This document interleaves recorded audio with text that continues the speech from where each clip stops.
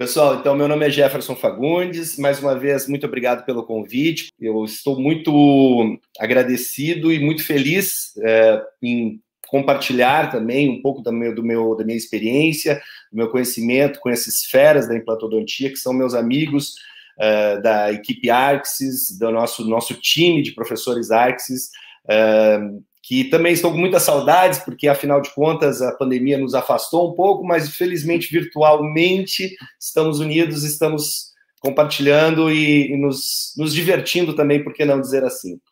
Então, o meu tema, ele trabalha, basicamente, em duas situações, onde nós vamos pensar na preservação de tecidos, né, periodontais, que se transformam em tecidos periimplantares, e também, num segundo momento, num segundo caso, na reconstrução de tecidos, né? Inicialmente, a cirurgia guiada, ela veio com uma proposta de ser uma cirurgia onde não haveria necessidade de incisões, ou seja, a cirurgia seria uma cirurgia flapless, e como bem falou o professor Bernardo, e mostrou alguns casos, um caso dele ali de maxila, é um caso que todos nós esperamos para fazer aquele caso, né, flapless, né? E, na verdade, no nosso dia a dia não é o que comumente nos aparece no consultório, nas escolas onde lecionamos, né, com colegas, onde participamos também de cirurgias. Então, é muito comum nós termos situações onde, em casos de implantação imediata, nós tenhamos todos aqueles cuidados que são fundamentais para a preservação do processo alveolar, sabendo que sempre que ocorre uma extração dentária, nós temos a perda de um dos elementos que compõe a vascularização do periodonto, que é justamente o ligamento periodontal. Então, sempre vamos ter uma alteração, uma alteração da tábua óssea vestibular, principalmente, que é muito mais delgada do que a palatina, né? Salvo situações raras onde a gente tem uma cortical vestibular mais espessa, uma medular mais espessa também, que afaste o bundle bone, que é a lâmina dura dessa cortical vestibular, mas geralmente a gente precisa fazer uma compensação para prevenir essa perda óssea e perda de tecido mole também, que vai acontecer. Então, o tema preservação e reconstrução, ele é aplicado na cirurgia guiada justamente para desmistificar um pouquinho essa questão, que cirurgia guiada é só cirurgia flapless, né? Inclusive, ela foi lançada com essa proposta, ainda a gente vê alguns profissionais vendendo, entre aspas, esta ideia, né? Não que ela não possa ser feita, ela sempre deve ser feita quando o paciente apresenta as condições ideais, uma faixa de mucosa queratinizada adequada, que se enquadre, né, dentro dos parâmetros aceitáveis pela literatura científica. Porém, muitos dos casos que a gente trabalha no dia a dia não são estes. E a proposta desse tema é justamente esta. Então, este caso é de uma colega, a doutora Sandra Chemali de Osório, fica no litoral do Rio Grande do Sul. A paciente apresentava já uma coroa no elemento 21 e teve fratura. Ela me chamou para fazer o planejamento desse caso, ela já tinha feito uma coroa provisória, e havia uma invasão de espaço biológico nessa área, né, principalmente na vestibular e na mesial, que nos fez pensar na possibilidade de fazermos ou um aumento de coroa clínica ou a extração do dente. Como o aumento de coroa clínica não se mostrou viável, nós resolvemos fazer um planejamento virtual para ela, tá? E aí, mais uma vez, o Centro de Planejamento Smart Solutions, que é um dos centros nos quais a própria FGN indica, né, nos auxiliou no planejamento desse caso de forma fantástica, até porque o incisivo lateral, a raiz do incisivo lateral, ele apresentava uma mesialização, e a gente precisava fugir dessa posição para conseguir um posicionamento adequado do implante. Então, no sistema de cirurgia guiada Arxis, com a possibilidade de angulação do componente e de um posicionamento tridimensional ideal do implante, aliou no meu ponto de vista, as duas coisas mais fantásticas que a gente está vivendo hoje na odontologia digital, na precisão dos nossos tratamentos, né, e na personalização dos nossos tratamentos. Então, neste caso, nós fizemos todo o planejamento virtual para gerar um guia cirúrgico e fomos para a cirurgia, né? A Smart Solutions nos mandou o guia. Então, sempre que a gente faz um planejamento virtual, como bem falaram os outros palestrantes, são gerados os arquivos STL, o arquivo DICOM, são encaminhados esses arquivos para o centro de planejamento, com as informações que você quer. Vou sugerir o tamanho de implante, vou sugerir o posicionamento desse implante. Então, você participa desse planejamento, né? Então, isso é muito importante que aqueles que estão pela primeira vez entendendo, buscando conhecer um pouquinho mais da cirurgia guiada, não é um planejamento que fica totalmente ao encargo do profissional, ele ajuda muito, obviamente, nesse planejamento, mas ele vai lhe mandar um vídeo depois explicando o que ele pensou, como é que ele achou, e você vai conversar com ele, vai sugerir alguma modificação, se for necessário, né? E neste caso, nós fomos para a cirurgia, depois que recebemos o guia cirúrgico, e observamos que realmente havia uma invasão de espaço biológico bastante importante. Uma das alternativas seria a extrusão ortodôntica para um posterior aumento de coroa clínica, mas isso também se mostrou inviável por dois fatores. Primeiro, porque reduziria significativamente a inserção periodontal, e o segundo motivo é que a paciente não estava disposta a fazer um tratamento ortodôntico com extrusão lenta e depois um aumento de coroa clínica. Ela queria uma solução imediata.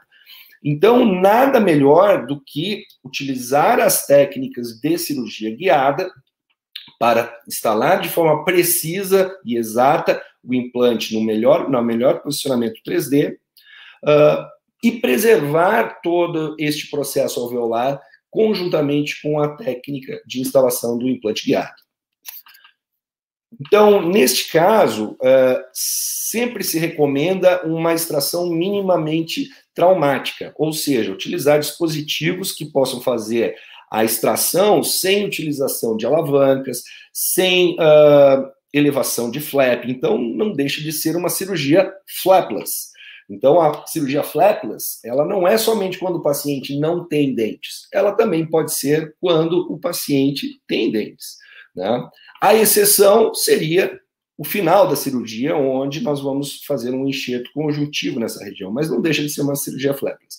Então, todo cuidado com as papilas gengivais, todo cuidado com o tecido periodontal inicialmente, vai determinar um resultado final que vai ser muito mais agradável esteticamente, vai ser muito mais estável do ponto de vista periimplantar, periodontal, e vai manter todo esse arcabouço original que a paciente já tinha e que ela não queria alterar.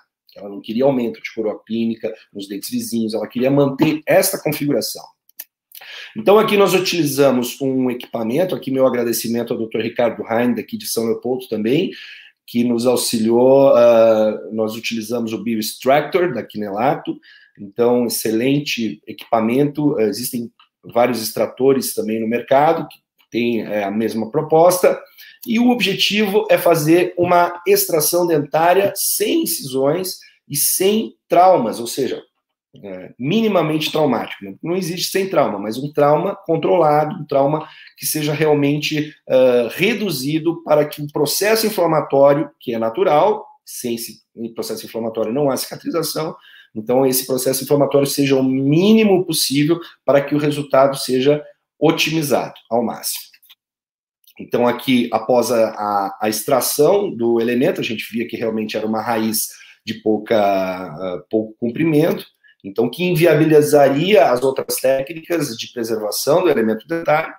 E aqui sim, chega o momento onde a gente vai provar esta guia, né? Claro que a guia deve ser sempre provada antes, como mostraram os outros palestrantes, inclusive o professor Bernardo mostrou que as janelas de inspeção, que são essas áreas onde a gente enxerga os dentes, elas devem ser observadas quanto à sua adaptação, e isso preferencialmente antes da cirurgia. Então, a gente faz uma prova inicialmente, verifica, tá tudo certo, se tem que fazer algum ajuste, alguma adaptação, né?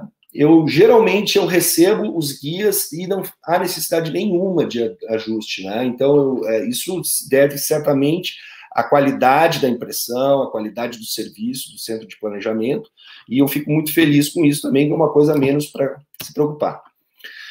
E aí fomos para a cirurgia, né, já com o guia prototipado em posição, onde é feita a fresagem. Aqui nós planejamos a instalação de um implante 3.8 por 11, tá? E como este implante, no planejamento, foi planejado, né, de forma que o ápice se direcionasse mais para a linha média, fugindo da raiz do elemento 22, então nós acabamos tocando áreas de osso extremamente cortical, então tivemos um travamento bastante importante, bastante satisfatório. Aqui a utilização de um implante 3.8 por 11, né? Então, como bem demonstrou também o professor Bernardo, o kit ele permite que você, ao instalar um implante com contraângulo, né, assumir o torque, programou o torque ali no motor, 35 newtons, ele travou. Você não precisa tirar a chave de dentro do implante. Você simplesmente desacopla o contraângulo, vai colocar a outra chave para a catraca e continua dando o torque. Neste caso, nós fizemos uma compensação de 2 milímetros, porque justamente a anilha, para que o posicionamento deste implante ficasse 4 a 5 milímetros, né, abaixo do zênite gengival, ou melhor falando, apicalmente ao zênite gengival, então era importante que o centro nos informou, olha, você vai fresar, mas a fresagem tem que ser 2 milímetros de compensação, e ao final do torque, né, também direcionando esse implante para que ele descesse esses 2 milímetros e assumisse a sua posição 3D ideal. Aqui dando o torque com a catraca, né? Aqui a gente removeu o guia para avaliar, né, o posicionamento, estava indo tudo bem, né?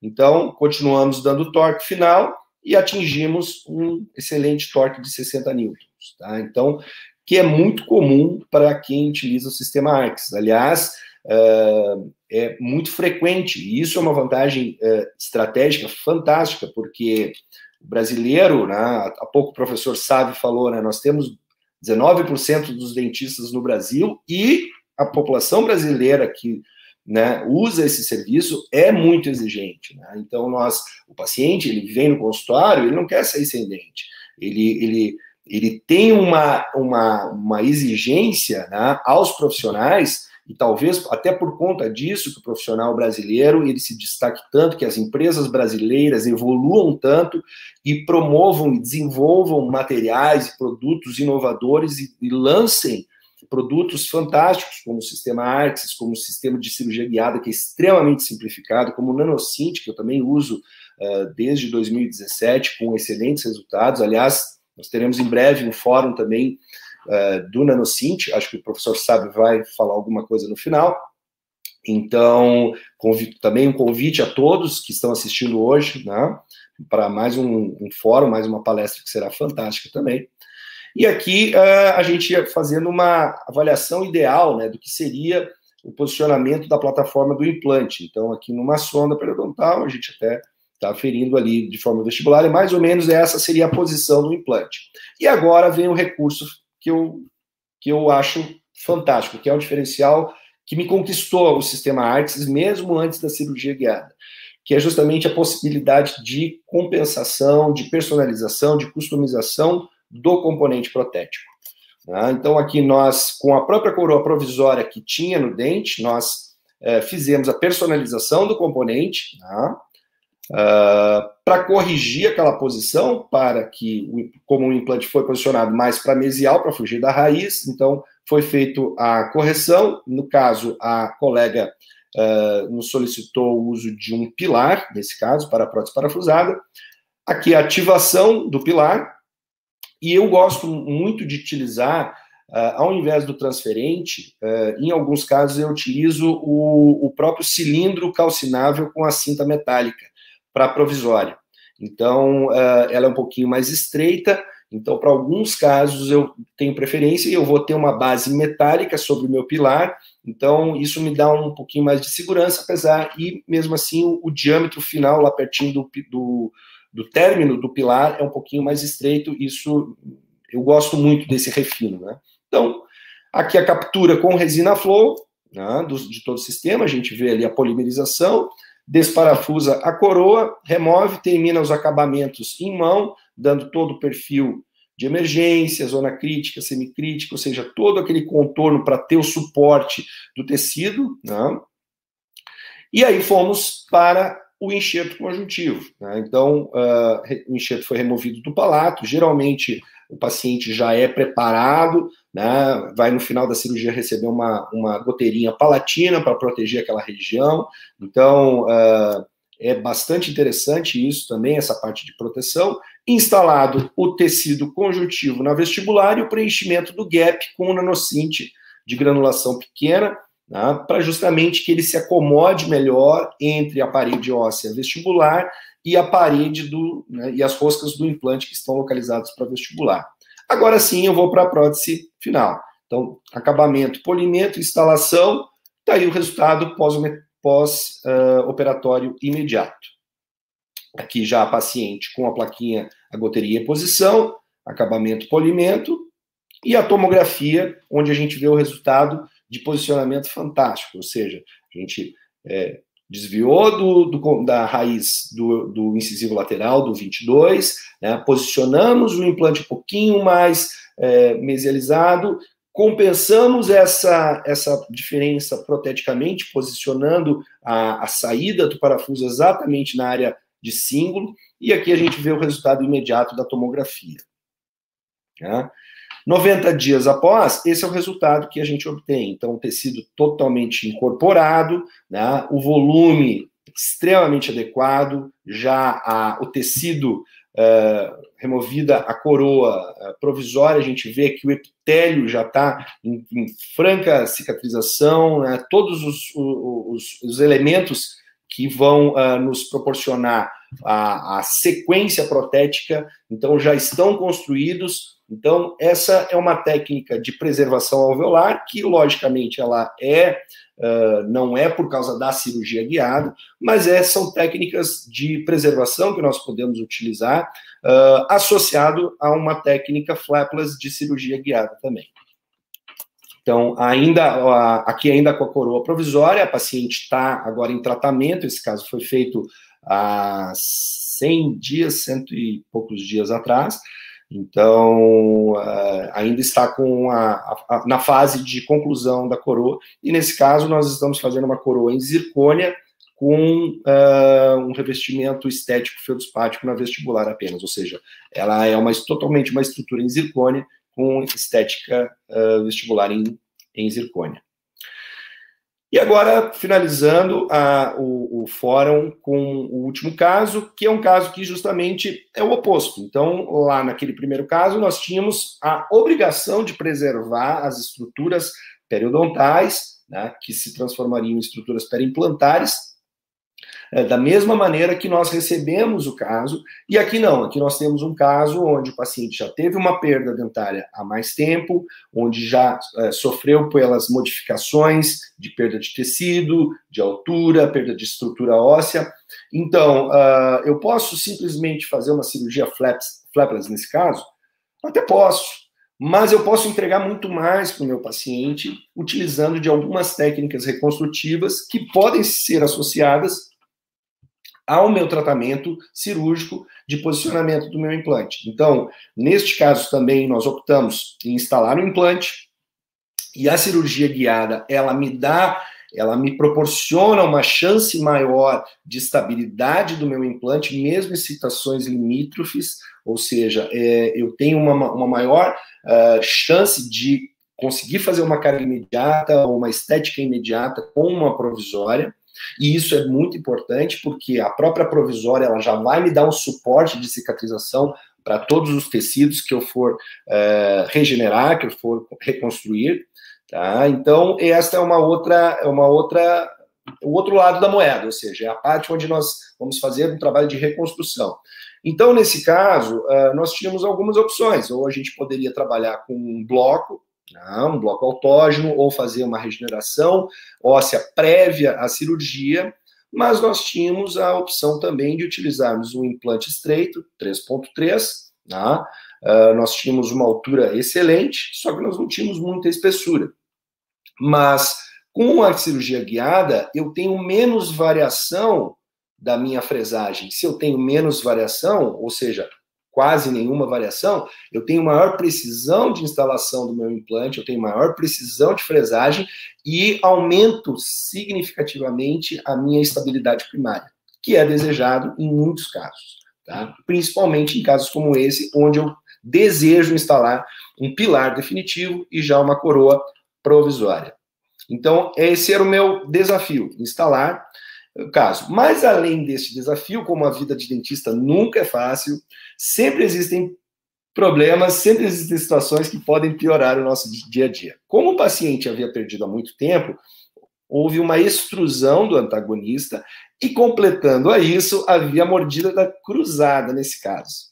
Então, o que nós devemos fazer? Aí que entra a odontologia digital. Nós fizemos todo um planejamento digital, design dos dentes, nesse caso fizemos um DSD, para conseguir compensar, né, esse trabalho. O paciente foi, inclusive, indicado para ele ortodontia, ele não se manifestou positivamente com relação à ortodontia, ele falou, não, doutor, eu já preciso de outros tratamentos estéticos aqui, eu estou vendo que está... e quando a gente começa a fotografar o paciente, ele já vê que também tem essas necessidades. Então, nós fizemos todo um planejamento virtual no exocad, onde o enceramento dava o diagnóstico da posição, né, do planejamento reverso, da posição onde deveria estar o meu implante. Então, eu primeiro faço todo esse meu posicionamento, corrigindo a mordida do meu paciente, né, corrigindo todos os aspectos estético-oclusais e de posicionamento dentário, para aí sim, depois, a partir dessa informação, levar para o centro de planejamento e determinar exatamente aonde eu quero que esse implante esteja. Tá? Então, ele não só vai ter uma limitação, lógico, pela posição do osso, mas ele também vai ter uma certa compensação. Então, aliado a esses dois diagnósticos, a gente fez um planejamento num outro centro também, que é a Tecnoguide, que nos permitiu a instalação e a confecção de um guia prototipado para cirurgia guiada. Então, aqui a gente vê, basicamente, em 3 imagens, que o implante precisava ser posicionado mais para vestibular. E fomos para a cirurgia. Mesma coisa, janela de inspeção, check-up do guia, né, avaliando toda a condição. Aqui a gente vê na área dos incisivos, no momento da foto, a gente viu que o guia variou um pouquinho, né? Mas como era para foto, não era para cirurgia mesmo, a gente já tinha verificado antes que estava tudo ok, e fomos para o posicionamento. Elevação do flap. E aí sim, cirurgia normal, retalho mucoperiosteal, a gente vai fazer análise do defeito, vai avaliar toda a condição óssea do paciente, a gente vê que há uma depressão bastante importante. Fresagem inicial, através do guia, e nós utilizamos uma fresagem com a fresa 2.4, e observem que o planejamento e a cirurgia real estão muito parecidos, realmente. Né? Então, isso mostra a precisão do sistema. E aqui, a instalação do implante, né? Já o implante 3.3, vou baixar um pouquinho aqui, acho que é o meu volume. Tá? A instalação do implante 3.3, né? E ali, logo após a instalação, nós substituiremos aquela tiro contra ângulo, coloca a chave para a catraca, termina de fazer toda a inserção do implante com a catraca, preservando os rolamentos do meu contraângulo, obviamente. Né? Então, observe já no início, já mesmo um torque bastante elevado, né? Mesmo em condições de osso bastante delgado. Né? Então, que é uma das características do sistema, quem passa a utilizar o sistema, mesmo com implantes short, hein, pessoal? Não são raras as situações, olha lá, ó, 80 newtons, tá? Qual é o implante que aceita 80 newtons de torque? Tá? Eu não conheço muitos. Então, e aqui essa foto é fantástica, porque me mostra a situação antes do posicionamento do guia e exatamente aonde ficou o implante, ou seja, no alvo. Era ali que eu gostaria que ele estivesse.